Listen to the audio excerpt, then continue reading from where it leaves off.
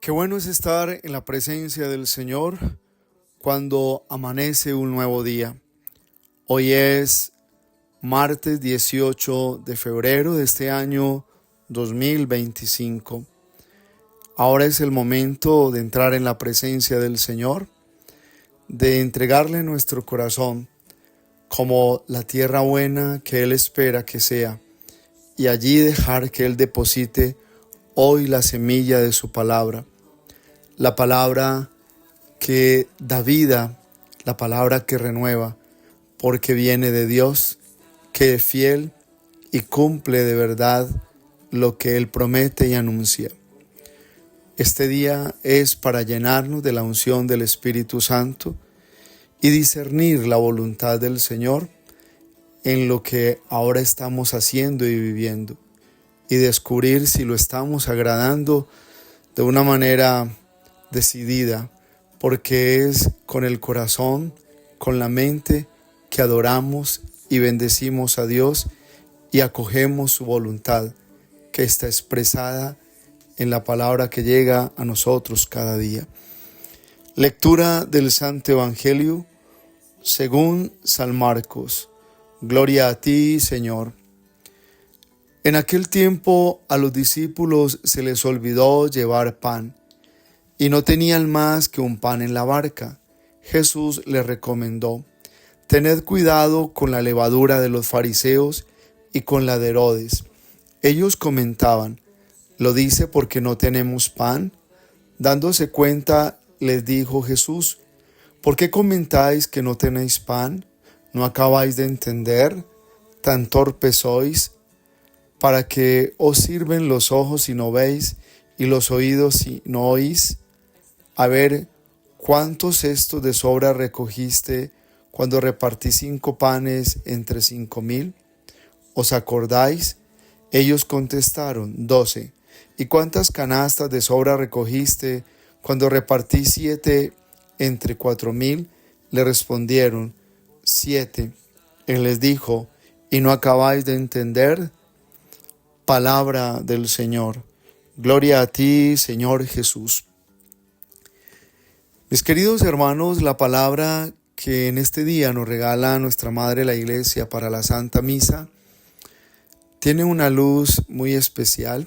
Hay en ella una gracia que nos lleva sobre todo a pensar en ese discernimiento que debemos pedir y en el que debemos crecer para descubrir cuál debe ser nuestra actitud cada día para agradar al Señor.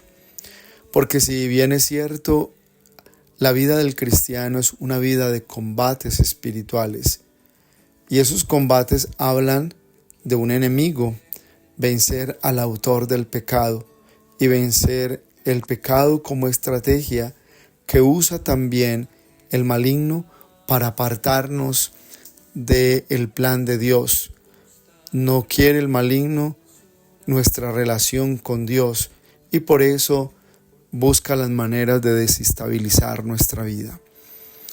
La primera lectura está tomada del libro del Génesis, y allí en el libro del Génesis se nos está diciendo que Dios toma la decisión de que venga sobre la tierra, sobre el mundo que en ese momento hacía el hombre, la humanidad, venga el diluvio, como la expresión misma de que Dios no quiere nada que haya en el hombre en temas de pecado, que Dios no comparte el pecado como una situación que se pueda justificar en el tema de la creación o un estilo normal de vida. Por eso, en esa primera lectura debemos interpretar cómo el autor sagrado, el hagiógrafo, nos está presentando a Dios. Nos dice que Dios se arrepintió de haber creado al hombre. Eso pues no se debe entender así, de esa manera, porque si bien es cierto, cuando Dios crea al hombre, lo ve a su imagen y semejanza y dice que está bien, que está muy bien hecho. La interpretación de que Dios se arrepintió de crear la humanidad, es decir, no quiero la humanidad como el hombre está caminando precisamente, es decir, en dirección de vida perversa, de pecado. No quiero esa vida porque esa no fue la que creé yo. Pudiéramos interpretarlo de esa manera en el pensamiento que nos da hoy el autor sagrado al ponernos a Dios en esa perspectiva de un Dios que quiere que el pecado desaparezca como situación que es plaga y acaba la vida del ser humano en el orden espiritual y en la integridad de lo que es un proyecto de vida. Por eso debemos entender cómo el diluvio es una manera también profunda de ser la parábola para vencer todo lo que es el tema mismo de lo que se opone a la obra de Dios. El diluvio aparece como esa expresión clara de que Dios quiere lo bueno, lo noble, el que el hombre empiece siempre de nuevo y se acabe la maldad como una situación que prolifera en el corazón de los que buscan ser independientes de Dios. El mal prolifera en los corazones que se alejan de la verdad de Dios y de su ley divina. Por eso debemos comprender que el diluvio es también el signo por el cual se nos da a entender que Dios quiere una generación de hombres y de mujeres en la nobleza, en nobles sentimientos, en una vida de una sola cara, viviendo una sola moral, la moral de los mandamientos, la moral del Evangelio.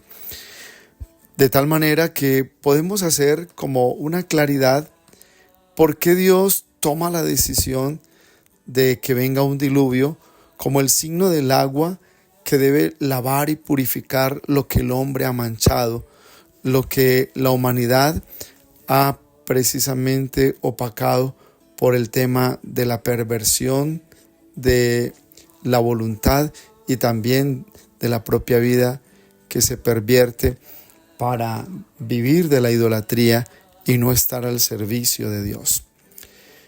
El pecado nunca se acabará por sí solo.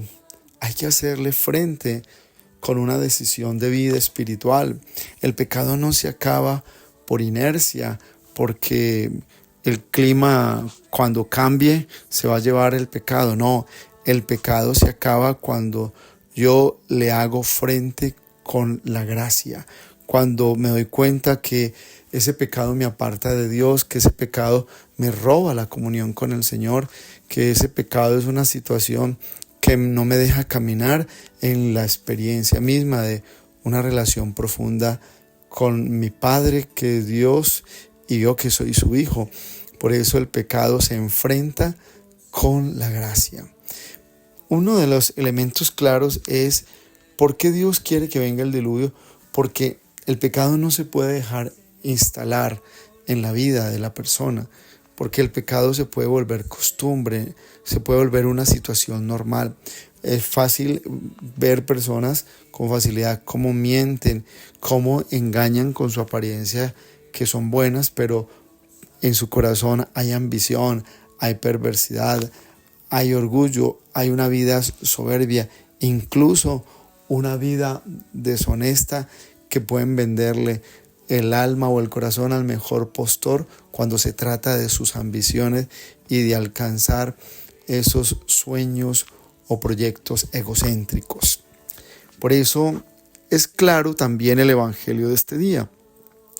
Cuando Jesús les dice a los mismos discípulos, les dicen, eviten la levadura de lo que es los fariseos y la levadura de Herodes. ¿Qué pasaba con la levadura de los fariseos?